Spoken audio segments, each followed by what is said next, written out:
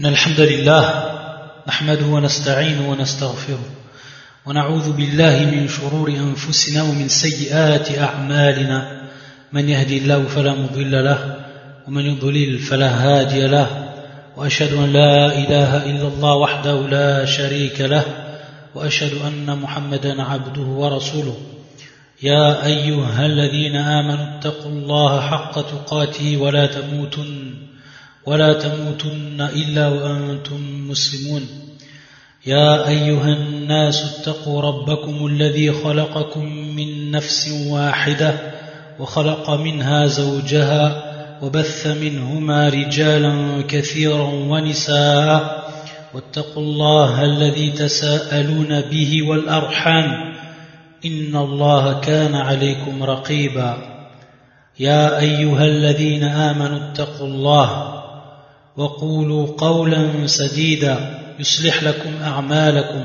ويغفر لكم ذنوبكم ومن يطع الله ورسوله فقد فاز فوزا عظيما أما بعد فإن أصدق الحديث كتاب الله وأحسن الهدى هدى محمد صلى الله عليه وآله وسلم وشر الأمور محدثاتها وكل محدثة بدعة وكل بدعة ضلالة وكل ضلالة في النار.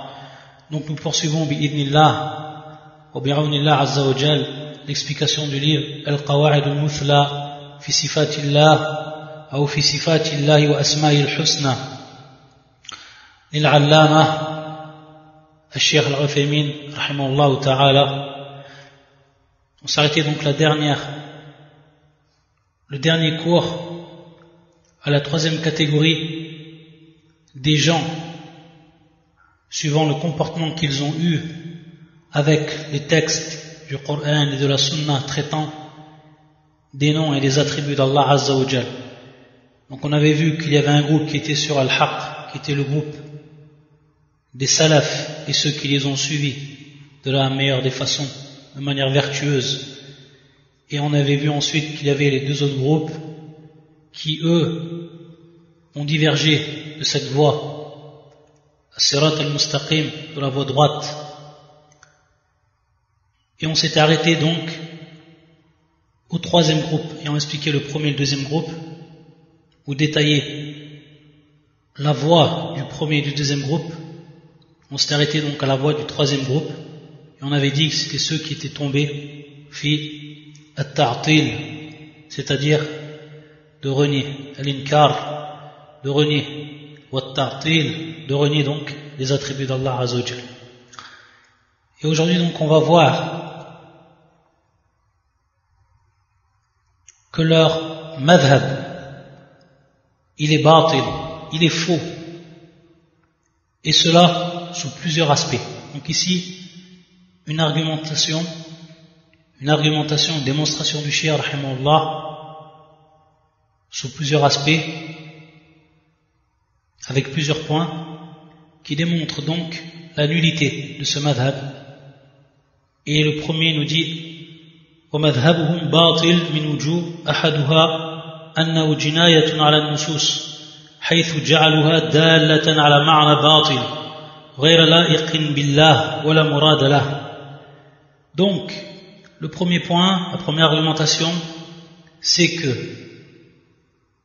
ils ont fait un acte de transgression vis-à-vis des an-nusus. Et an-nusus, comme on dit toujours, c'est bien entendu les textes, donc les versets du Coran et les hadiths du prophète sallallahu alayhi wa sallam.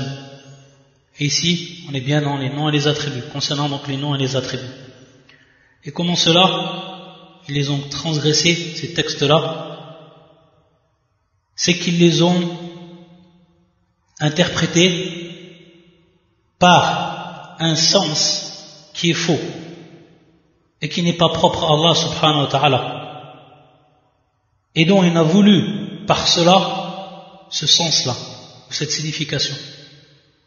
Ça c'est la première chose, ou le premier point. Ensuite le deuxième point, il nous dit le Cheikh وكلام رسوله صلى الله عليه وسلم أنه صرف لكلام الله تعالى وكلام رسوله صلى الله عليه وسلم عن ظاهره والله تعالى خاطب الناس بلسان عربي مبين ليعقلوا الكلام ويفهموه على ما يقتضيه هذا اللسان العربي والنبي صلى الله عليه وسلم خاطبهم بأفصح لسان البشر فوجب حمل كلام الله ورسوله على ظاهره المفهوم بذلك اللسان العربي غير أنه يجب أن يصانع عن التكييف والتمثيل في حق الله عز وجل.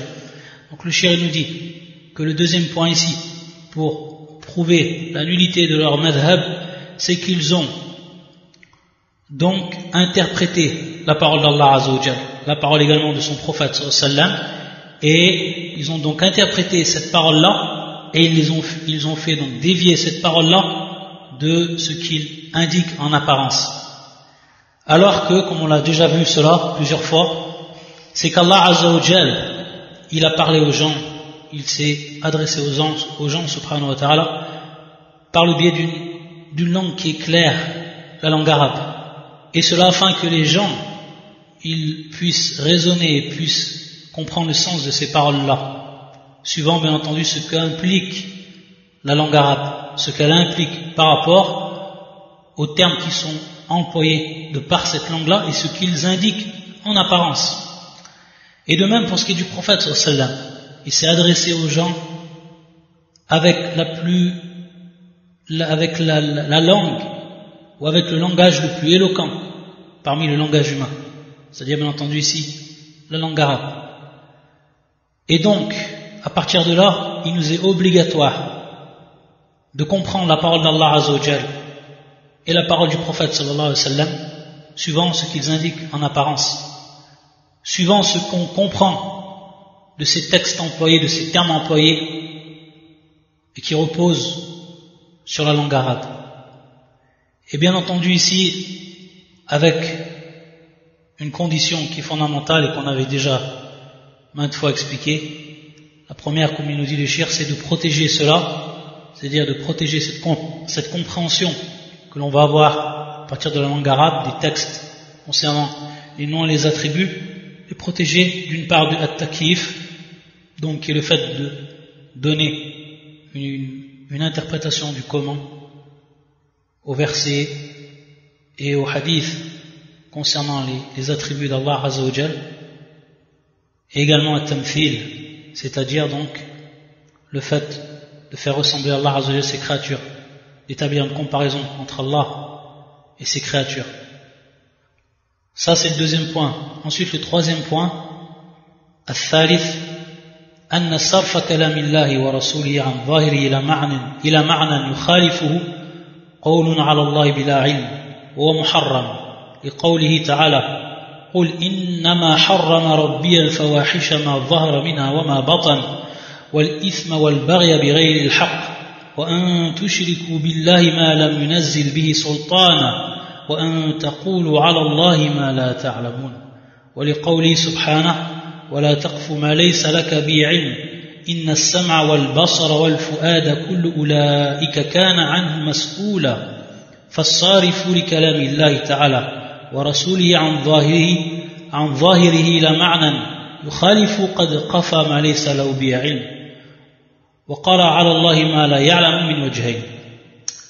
Ensuite, le troisième point, c'est que de faire dévier la parole d'Allah Azza wa Jal et de son prophète de ce qu'ils indiquent en apparence vers un sens qui est contraire à ce qu'ils indiquent en apparence, ces textes-là, c'est en réalité une parole à propos d'Allah Azza wa Jal, concernant Allah Azza wa Jal, sans science. Donc c'est parler sur Allah Azza wa Jal sans science. Wa hadha wa muharram, et ceci bien entendu c'est une interdiction. Et le cheikh va nous rappeler ce hadith, ou Arfan il va nous rappeler cette parole d'Allah subhanahu wa ta'ala dans son Coran, où le sens est le suivant, dit mon Seigneur m'a interdit. Dit mon Seigneur n'a interdit que les turpitudes, c'est-à-dire les grands péchés, al-fawahish, tant apparentes que secrètes, celles qui sont apparentes, celles qui sont dissimulées. De même que le péché, l'agression sans droit est d'associer à Allah ce dont il n'a fait descendre aucune preuve, et de dire sur Allah ce que vous ne savez pas. Donc al-shahid ici, donc le témoin argumentatif ici, c'est de dire sur Allah Azza wa Jal ce que vous ne savez pas, comme dans ce verset du Coran. Et on voit que ça fait partie des grands péchés. Sachant que dans ce verset, comme beaucoup de savants l'ont expliqué, c'est qu'Allah Azza wa Jalla est parti du moins grave au plus grave, en citant ce qui était le moins grave au plus grave. Et on voit que ce qui vient ici, en termes de gravité, et ce qui va être le plus élevé dans la gravité, donc, c'est cette parole, donc la dernière, de parler sur Allah Azza wa Jalla sans science, de dire des choses par rapport à Allah Azza wa Jalla sans aucune connaissance, d'interpréter des attributs sans même preuve, sans même savoir si c'est réellement ce qu'Allah Azza wa Jalla a voulu ou pas. Donc en tombant dans cette parole sans science, ayadhan billah. Et de même le deuxième verset qui a cité le shirk qui va dans le même sens, et ne poursuis pas ce dont tu n'as aucune science, l'ouïe, la vue et le cœur. Sur tout cela en vérité, on sera interrogé. Donc la personne, à ce moment-là, au milieu du shirk, celle qui a donc fait dévier le sens apparent de ce qu'indiquaient les textes du Coran et de la Sunna, il a parlé sur Allah Azza wa Jal sans science, et cela suivant deux aspects. Le premier, al-awwal, il nous dit le cheikh al-awwal, annahu za'ama annahu laysa al-murad bi kalamillahi ta'ala wa rasulihi kadha ma'a annahu zahiru al-kalam.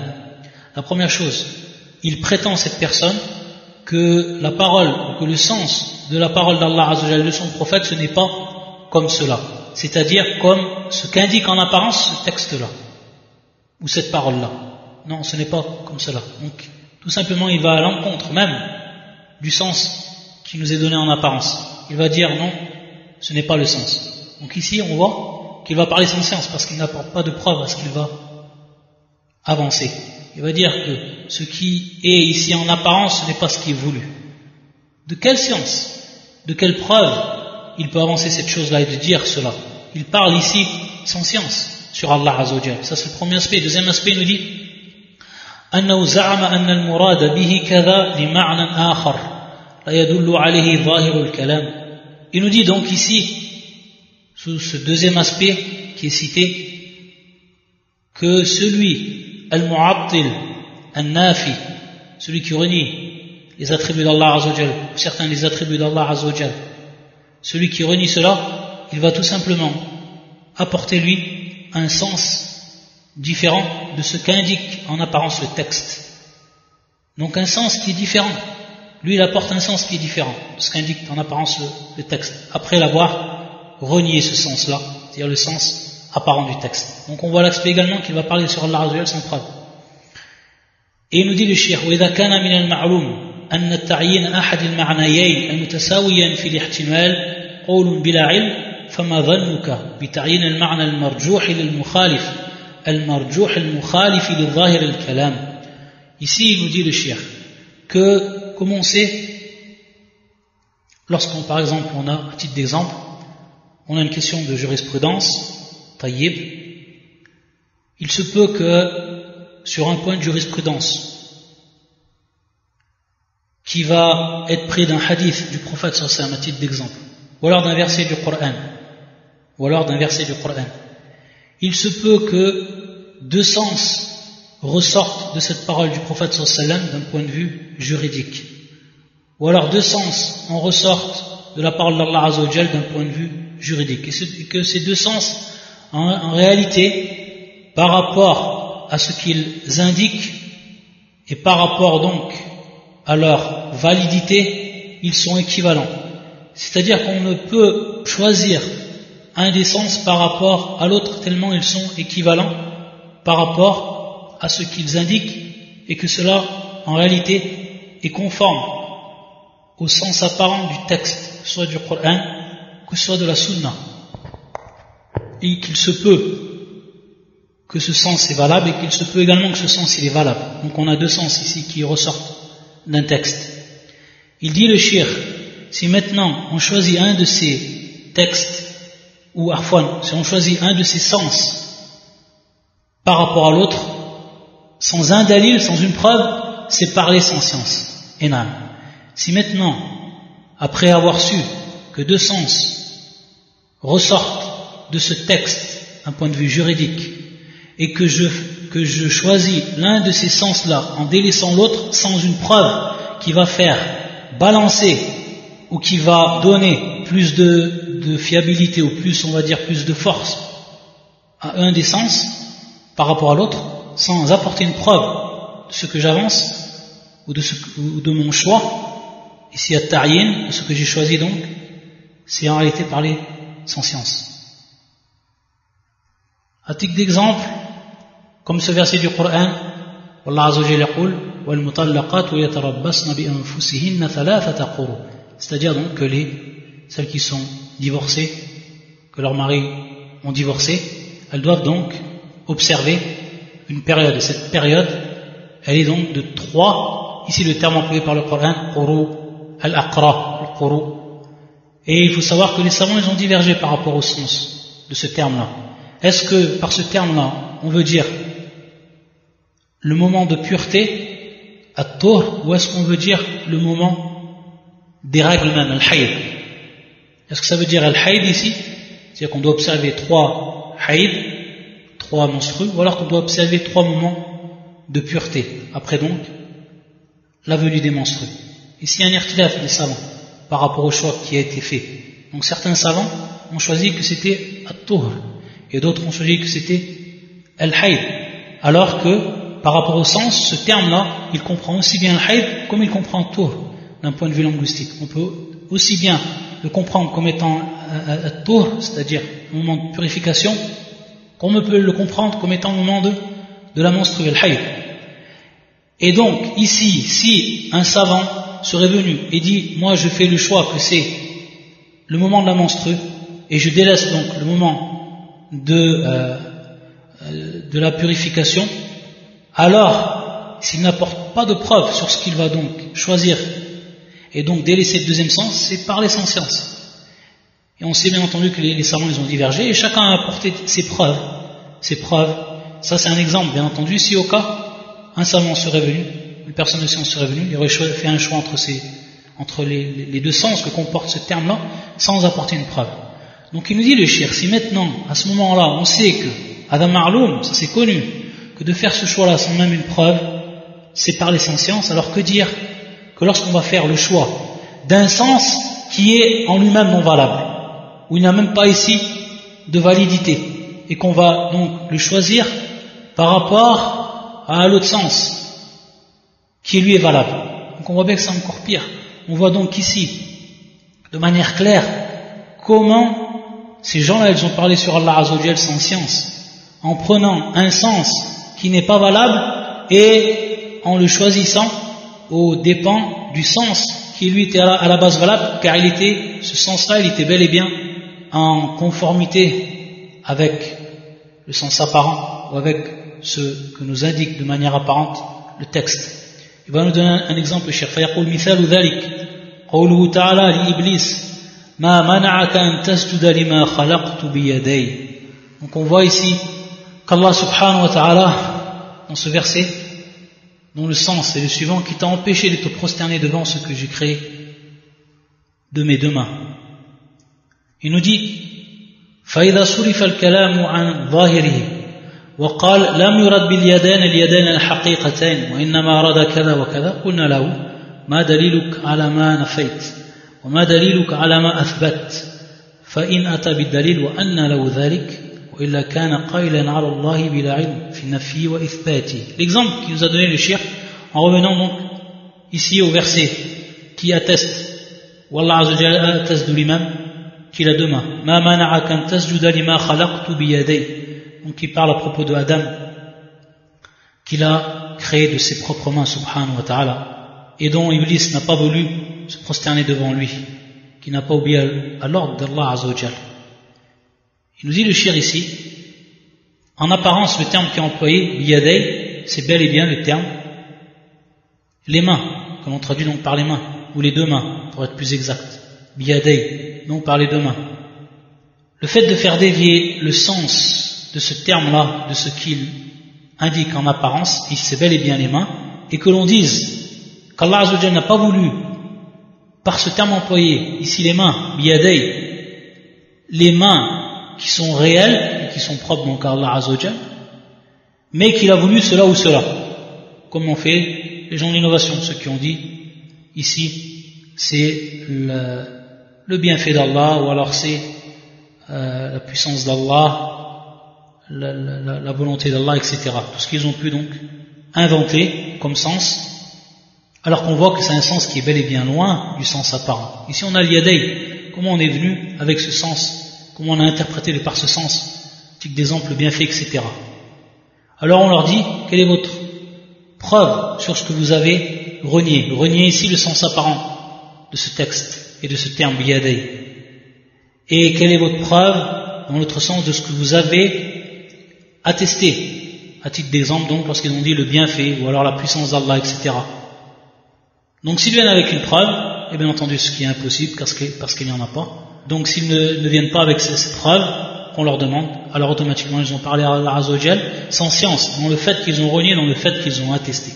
Regardez ici de manière claire et explicite ce que le shir a argumenté pour prouver que ces gens-là qui interprètent les attributs d'Allah Azza wa Jal, ils ont parlé sur Allah Azza wa Jal sans aucune science, sans même une preuve, simplement de par leur tête, de par leur aql, de par leur propre raison à eux, uniquement. Ça c'est une preuve qui est plus qu'évidente. Ça donc c'était pour le troisième point, le troisième aspect. Ensuite le quatrième aspect, يقول الشيخ الوجه الرابع في إبطال مذهب أهل التعطيل أن صرف نصوص الصفات عن ظاهرها مخالف لما كان عليه النبي صلى الله عليه وسلم أصحابه وسلف الأمة وأئمتها فيكون باطلا لأن الحق بلا ريب فيما كان عليه النبي صلى الله عليه وسلم وأصحابه وسلف الأمة. Le quatrième aspect, pour donc mettre à l'eau la démonstration des gens du ta'til, donc les gens qui ont renié les attributs d'Allah Azza wa Jal, c'est de leur dire que ce qu'ils ont fait ici, donc faire dévier le véritable sens de son apparence, c'est de dire que c'est tout simplement en contraire avec ce sur quoi était le prophète sallallahu alayhi wa sallam comme croyance, et également ses compagnons, et également les plus prédécesseurs de cette communauté, et les imams vertueux de cette communauté. Car on sait que tous, du prophète jusqu'à nos jours, ceux qui ont suivi les salafs, parmi les grands savants de l'islam, tous, ils ont attesté ce qu'Allah Azza wa Jalla a attesté pour lui-même, et ils n'ont aucunement renié ce qu'Allah Azza wa Jalla a attesté.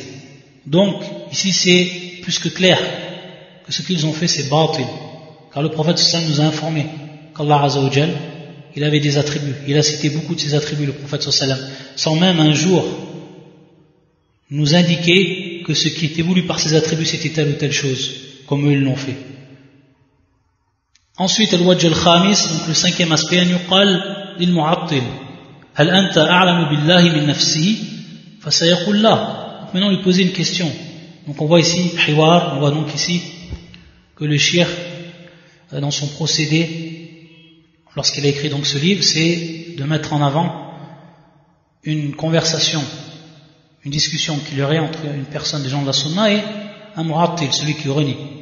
Et donc, ici par implication, il dirait hal anta a'lamu billahi min nafsihi, est-ce que toi donc tu es plus savant qu'Allah Azza wa Jal, qu'Allah lui il est savant de lui-même, est-ce que toi tu es plus savant par rapport à Allah de ce qu'Allah il est savant de lui-même? Donc automatiquement il va dire non, sinon ça serait du kufr, évidemment. Thumma yuqalu la هل ما أخبر الله به عن نفسه صدق أو حق فسيقول نعم. C'est-à-dire lui poser la deuxième question, ce qui nous a informé Allah Azza wa Jalla, ce qu'il a informé à propos de lui-même subhanahu wa ta'ala, est-ce que cela est vérité, est-ce que cela est véridique, est-ce que cela est sincère? Automatiquement il va dire فسيقول نعم. S'il aurait dit le contraire, ce serait du kufr évident, la mécréance évidente. ثم يقال له هل تعلم كلاما أفصح وأبين من كلام الله تعالى فسيقول لا. Est-ce que tu connais maintenant, la troisième question, est-ce que maintenant tu connais une parole qui est plus éloquente, plus explicite que la parole d'Allah Azza wa Jal? Il va dire non. ثم يقال له, et donc ici en quatrième étape on va lui dire هل تظن أن الله سبحانه وتعالى أراد أن يعمي الحق على الخلق في هذه النصوص ليستخرجوا بعقولهم فسيقول لا. Donc ici la quatrième question, est-ce que tu penses qu'Allah Azza wa Jal, il aurait voulu donc dissimuler, rendre la vérité cachée, afin que les gens, de par leur propre raison, ils en puissent sortir la vérité? Est-ce que cela est acceptable de penser une telle chose par rapport à Allah Azza wa Jal? فسيقول لا طبعا, il va dire non, sinon ce serait également du kufr ici. هذا ما يقال له باعتبار ما جاء في القرآن. Donc toutes ces questions vont l'amener de manière claire à réfléchir sur ce qu'il avance et de voir que ces questions et ce à quoi il a répondu, elles impliquent qu'il doit revenir donc au texte des attributs, des noms et des attributs, et qu'il doit donc les comprendre comme ils sont venus en apparence, sans rien interpréter ou sans rien renier ou sans faire une seule comparaison avec Allah Azza wa Jal. Ici bien entendu on est par rapport à celui qui renie, donc ne pas renier les textes ou alors les interpréter, ce qu'ils appellent le ta'wil, qui est en vérité un nafi, qui est en réalité, comme on l'a déjà démontré, qui est en réalité un reniement. Ça, ce qu'on dit par rapport donc à ce qui est venu sur le Coran, par rapport à ce qui est venu à la Sunna, on va dire donc la même chose. Est-ce que toi tu es plus savant que le prophète sallam par rapport au droit d'Allah Azza wa Jal et par rapport à la description d'Allah Azza wa Jal? Il va dire non. Et de même, est-ce que le prophète sallam, ce qu'il a dit par rapport à Allah, est-ce que c'est véridique ou pas? Il va dire de même. Donc ainsi de suite. Et est-ce que le prophète sallam n'était pas l'homme qui s'exprimait le mieux et le plus éloquent par rapport donc au bayan qu'il a fait, à la clairvoyance qu'il nous a donnée vis-à-vis donc de cette religion? De même.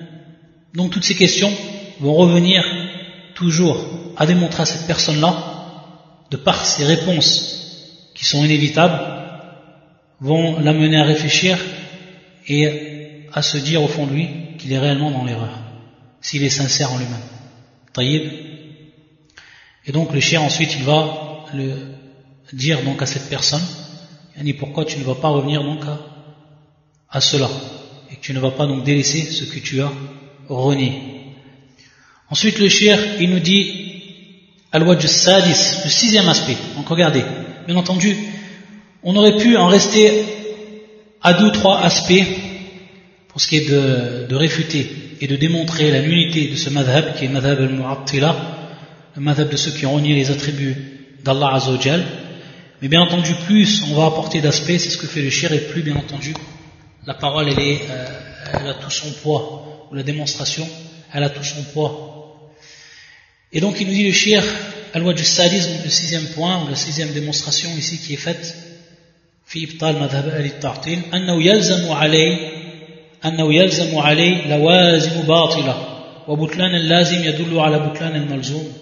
C'est-à-dire donc ici que lorsqu'on va dire et lorsqu'on va parler avec les paroles de leur madhab et qu'on va avoir donc la croyance de ces gens-là, le Mu'attila, ça va impliquer des choses. Cette croyance-là, elle va impliquer des choses, ce qui va nous démontrer tout ce que cela va impliquer.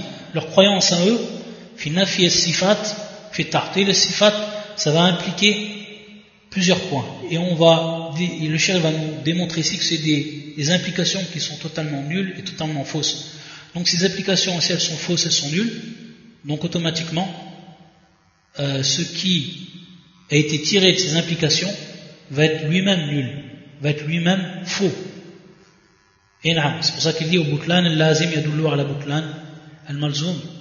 Famin hadhi al-lawazim. Donc il va ici nous donner des implications, ce qu'implique leur croyance à eux, dans le fait de renier les attributs, de les interpréter. Donc ici il va en citer plusieurs, le cheikh également. Il nous dit awwalan. Et bien entendu ces démonstrations, elles sont précises et elles sont très importantes pour comprendre réellement sous toutes les coutures comment ces gens se sont égarés, et pour également avoir une démonstration qui est forte et solide pour répondre à eux lorsqu'on va donc leur parler. Car on sait que on ne peut avoir une discussion avec une personne qui a une telle croyance qu'avec science, et qu'on ne pourra le ramener réellement à la vérité, si lui il la veut, que si on a science de cela. Et donc on voit ici que toutes ces argumentations, c'est ça la science. C'est ça, yani parler avec ilm, c'est ça parler avec science, démontrer avec science. Le cheikh nous dit فَمِنْ هَذِهِ اللَّوَازِمْ أَوَّلًا أن أهل التعطيل لم يسلفوا نصوص الصفات عن ظاهرها إلا حيث يعتقدوا أنه مستلزم أو موهم لتشبيه الله تعالى بخلقه وتشبيه الله تعالى بخلقه كفر لأنه تكذيب لقوله تعالى ليس كمثل شيء. قال نعيم بن حماد الخزاعي أحد من شيخ البخاري رحمه الله من شبه الله بخلقه فقد كفر ومن جحد ما وصف الله به نفسه فقد كفر وليس ما وصف الله به نفسه ولا رسوله تشبيها. Ici va nous dire le shir que donc les gens du Ta'til, et ça on a déjà vu, et ça si on a compris, cela on a compris réellement pourquoi ces gens-là, ils ont été amenés, donc de par leur propre raisonnement, ils ont été amenés à renier les attributs d'Allah Azzawajal. Ils ont été amenés à renier les attributs d'Allah Azzawajal et les interpréter à leur façon, suivant leur raisonnement, est-ce que accepter leur raisonnement, tout simplement parce qu'ils ont cru que le fait de les attester, c'est ça vraiment le point de départ de leur regardement. C'est que le fait d'accepter ces textes concernant les attributs d'Allah Azzawajal comme ils sont venus en apparence, ça a impliqué de manière claire de faire acte d'anthropomorphisme. Ou alors, à moindre, ça prêtait à confusion. Ça devenait ambigu. Muhim tashbih Allah ta'ala bi khalqih. Donc le fait de comparer Allah Azzawajal à ses créatures. Et bien entendu, le fait de comparer Allah Azzawajal à ses créatures, c'est du kufr. C'est de la mécréance. لأنه تكذب لقوله تعالى, car c'est démentir ce qu'Allah Azzawajal dit dans son Coran. ليس كمثله شيء. Il n'a rien qui ressemble à Allah subhanahu wa ta'ala. Donc c'est ça réellement. Et c'est pour ça qu'on va voir que ces gens-là qui ont interprété les sifat et qui sont rentrés fi ilm al-kalam, qui sont rentrés donc dans la science spéculative, on va s'apercevoir, comme ça a été le témoignage de beaucoup de gens qui sont revenus de ce madhab qui mène à rien, qui mène uniquement au doute. Et c'est pour ça que ces gens-là, même au moment de la mort, au dernier moment de leur vie, il leur vient le doute en eux-mêmes, subhanallah, dans leur cœur. Donc on voit au moment où le plus important de la vie, au moment où on va quitter cette dunya, on voit qu'à ce moment-là, c'est les doutes qui surgissent de tous les côtés de ces gens-là. Car tout ce qu'ils ont fait, tout ce qu'ils ont cru, ça n'a mené à rien du tout concernant Allah subhanahu wa ta'ala.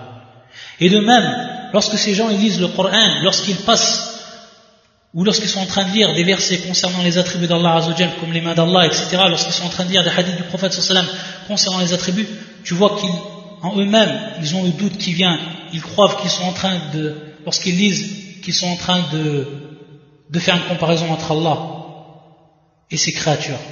Donc on voit, de par leur croyance, et le fait qu'ils ont délaissé cette croyance qui est saine, le fait de savoir qu'Allah les attributs, que ces attributs ne ressemblent à rien avec ses créatures, il n'a aucune ressemblance, mais de les attester comme Allah les a attestés pour lui-même, sans faire même une comparaison.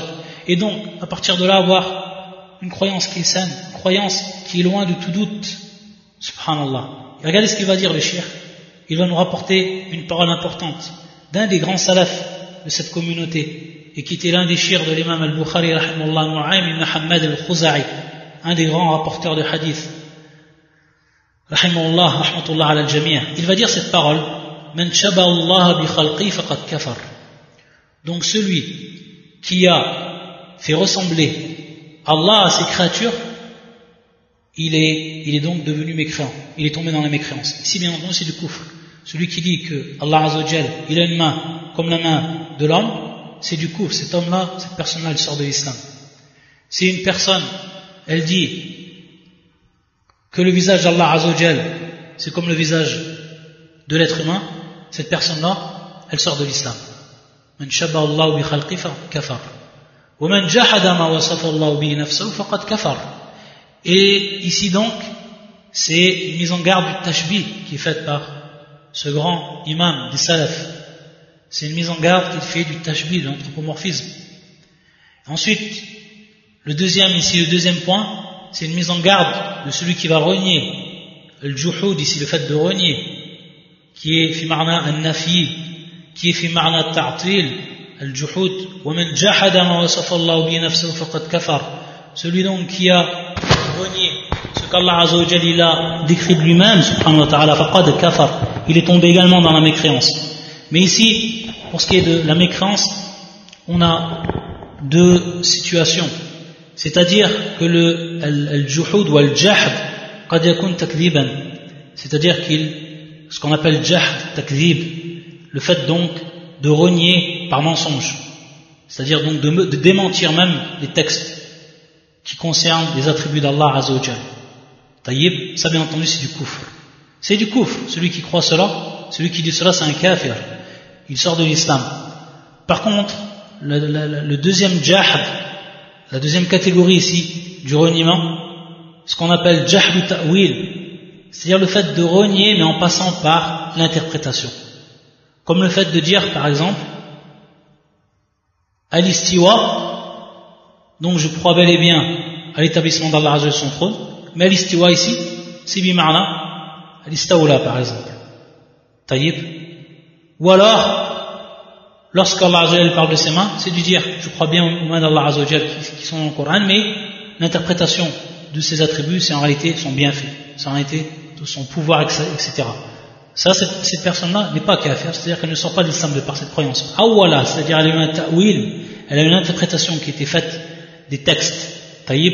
Et ensuite, walaysa ma wasafa Allahu bihi nafsahu wala rasuluhu tashbihan. Et bien entendu ici, donc pour prouver et pour mettre en place le madhab des salafs, il dit, ce grand imam des salafs, walaysa ma wasafa Allahu bihi nafsahu. Ce n'est pas donc ce qu'Allah Azza wa Jalla a décrit de lui-même, et non plus son prophète.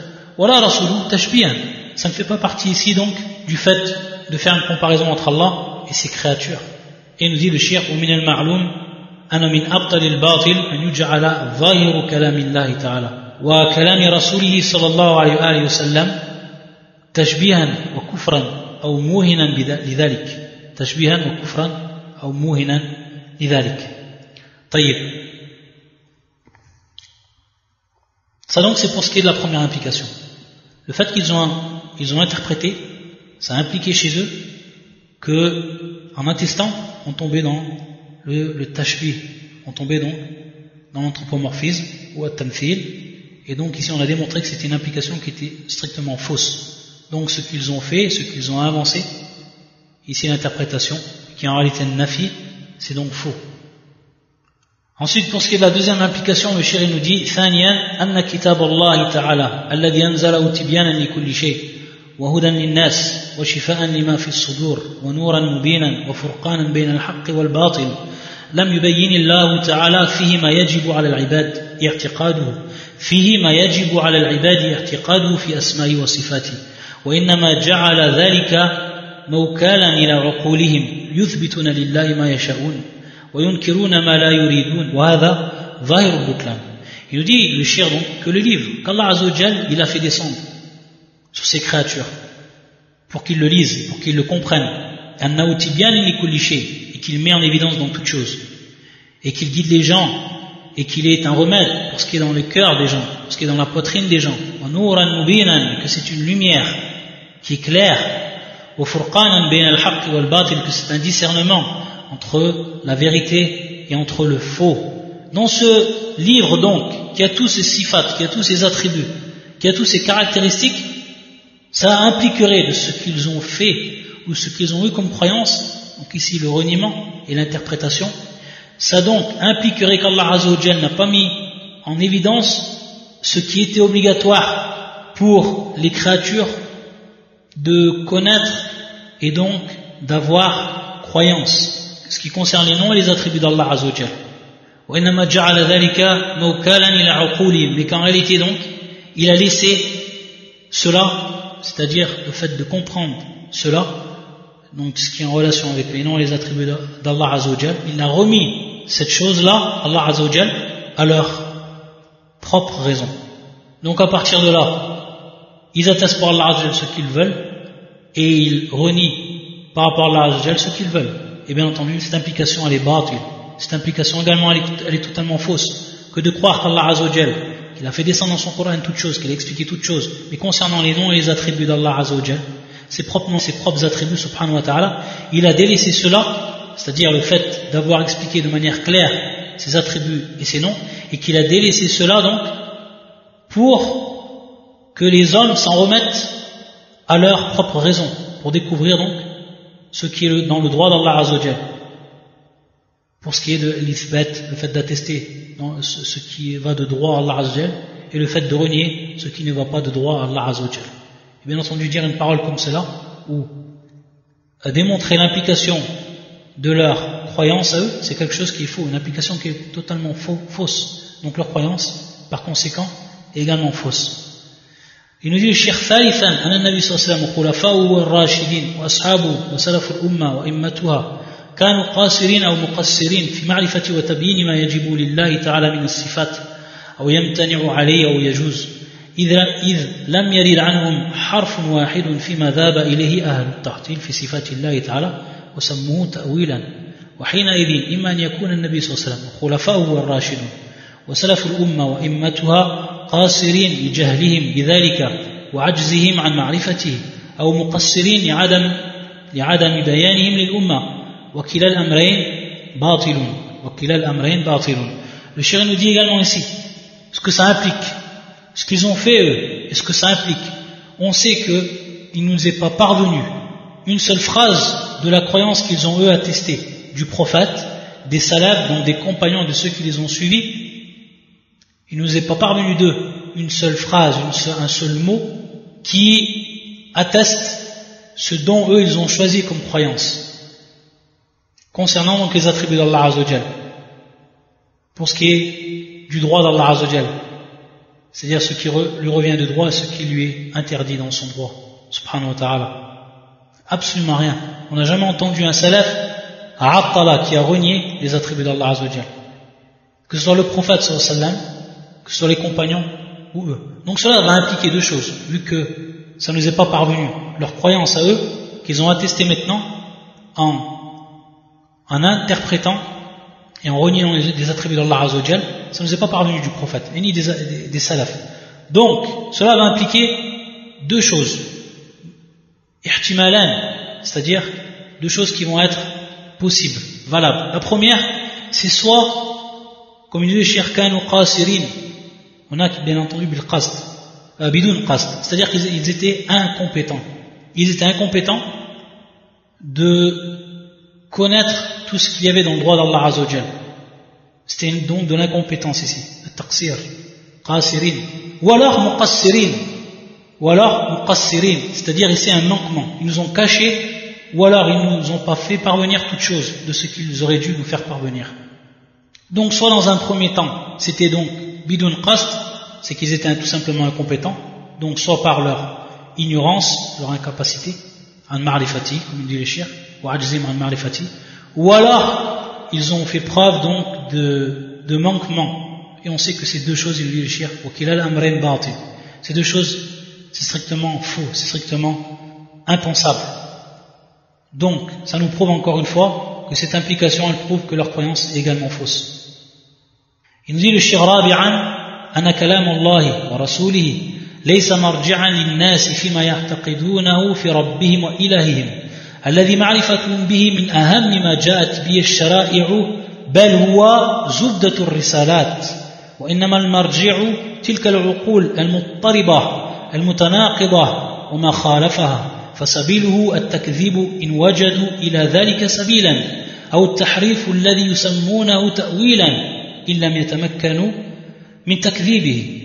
Donc le cheikh nous dit ici également ce que ça va impliquer leur croyance, c'est que la parole d'Allah Azza wa Jalla du prophète, ce n'est pas une chose sur laquelle on revient, donc ce n'est pas un marji', ce n'est pas donc une source même pour les gens dans ce qu'ils croient vis-à-vis de leur Seigneur, vis-à-vis de celui qu'ils adorent, car on sait que la croyance ou la connaissance d'Allah Azza wa Jalla, de leur Seigneur, c'est ce qu'il y a de plus important. C'est la chose qui est la plus importante avec laquelle est venue donc les législations, les religions. Taïb, bien entendu, lorsqu'on dit les législations, les différentes législations qui sont venues avant le prophète Muhammad sallallahu alayhi wa sallam et jusqu'au prophète sallallahu alayhi wa sallam. Bal huwa zubdatur risalat, c'est même donc ce qui est de plus important que l'on retrouve dans le message des prophètes. C'est ce qui est de plus important, qu'on a pu connaître Allah Azza wa Jal à travers donc ce qu'ils nous ont transmis. Hada wa zubda, c'est donc le plus important.